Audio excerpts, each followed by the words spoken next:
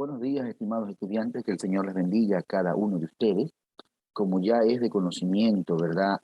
Al aula, al paralelo, las clases se retomaron de manera presencial por parte del distrito, indicándonos aquello, ¿verdad? Para aquellos estudiantes que no se querían sumar a la manera voluntaria de asistir al plantel, pues se les va a enviar estos pequeños videos en los cuales está basada la clase que se va a estar trabajando en el aula de clase.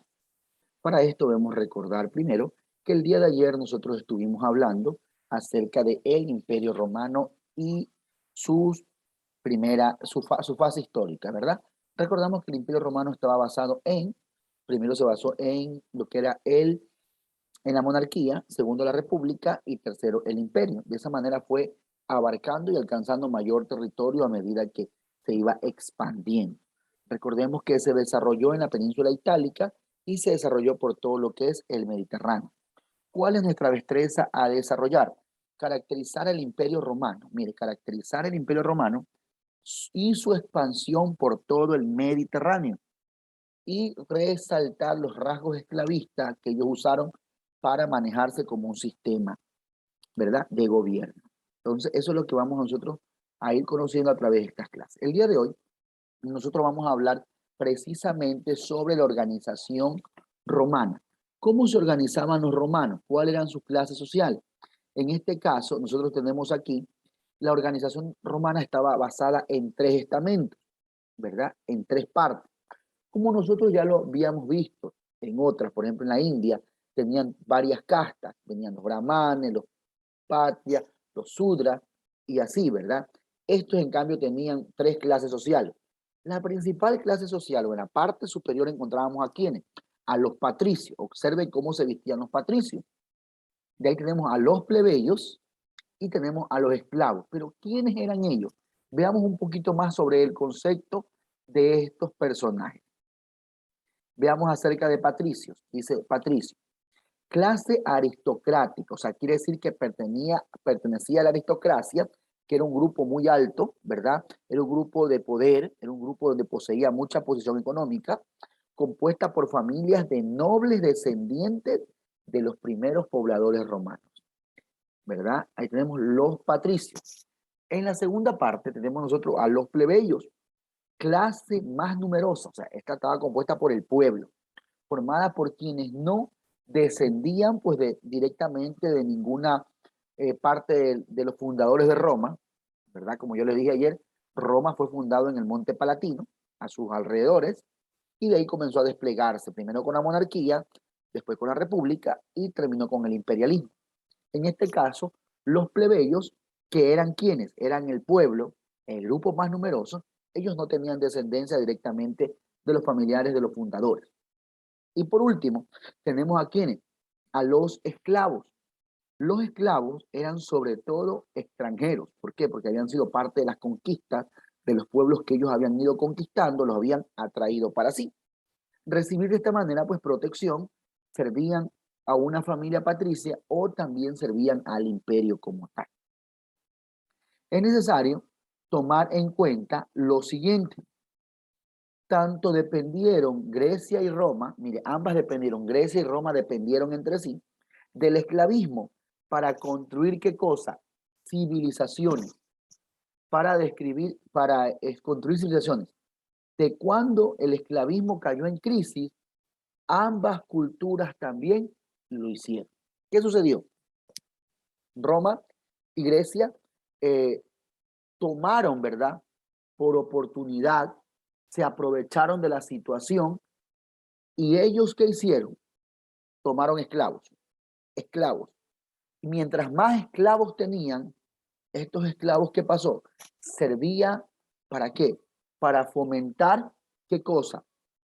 Su gobierno, para las construcciones, para la elaboración de sus palacios, de sus reinos, de sus coliseos. Todo esto era importante para ellos. Ahora, veamos en la parte baja, tenemos que el esclavismo fue catalogado primero por Carlos Marx. ¿Qué dice Carlos Marx con respecto al esclavismo? ¿Qué dice Carlos Marx con respecto al esclavismo? Analicemos esa parte. Entonces, ¿qué nos dice Carlos Marx con respecto al esclavismo. Veamos lo que dice. Es aquel donde la forma dominante, o sea, la aristocracia, en este caso venían a ser los patricios, dominan la producción y consumo de bienes en una sociedad se da por medio del trabajo de esclavos. ¿Qué quiere decir esto? Los patricios se aprovecharon de quiénes, de los esclavos, para ellos producir mayor cantidad de bienes, donde la capacidad de trabajar de una persona no le pertenece a ese esclavo o esa persona, sino a quién, al que está en el poder alto, en este caso a los patricios. Le pertenece por entero a otro, en este caso al esclavista que venía a ser los patricios. Fue el modo de producción dominante en Grecia y en Roma. Mire, tanto Grecia como Roma se aprovecharon de esa situación.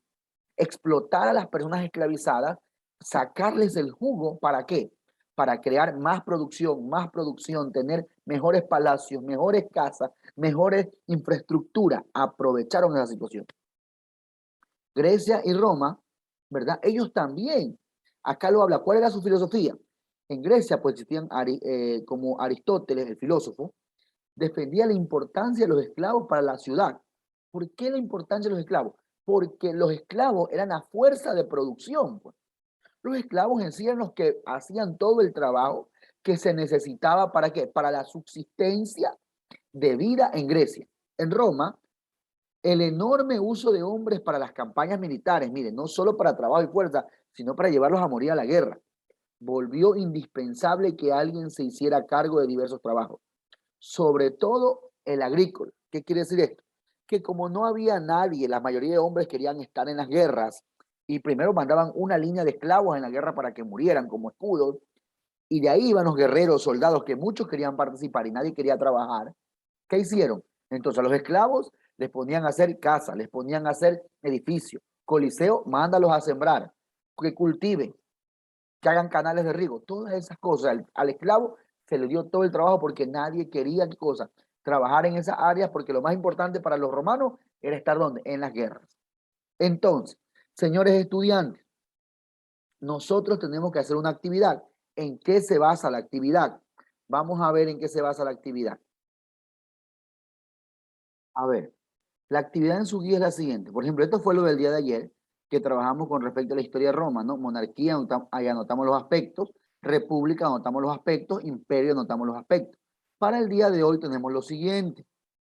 Del día de hoy tenemos organización social romana. ¿Quiénes eran los patricios? Hable sobre los plebeyos. ¿Quiénes eran los esclavos según la escala?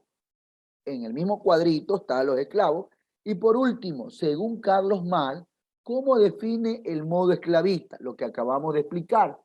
¿Cómo define Carlos Marx el sistema esclavista? Esta es la actividad que usted debe realizar. ¿Sí? Señores estudiantes, recuerde por favor trabajar las actividades poco a poco y aquí nos vemos el día jueves a través de otro videíto y los que pues quieran añadirse a venir al colegio, pues están en toda la libertad de hacerlo, ¿no? El que desea. El que no, pues recibirá estos pequeños videos donde está la clase explicada. Entonces, su actividad de responder cómo fue el modo de esclavismo según Marx está aquí. Lo definió Carlos Marx y aquí está cómo él define, ¿verdad? Lea y anote cómo define Carlos Marx el sistema esclavista. Y la otra, según la escala, los esclavos, aquí está, cómo eran los esclavos. Señores estudiantes, que el Señor les bendiga, que tengan un excelente día. Muchas bendiciones, ¿sí? Hasta nuestra próxima clase.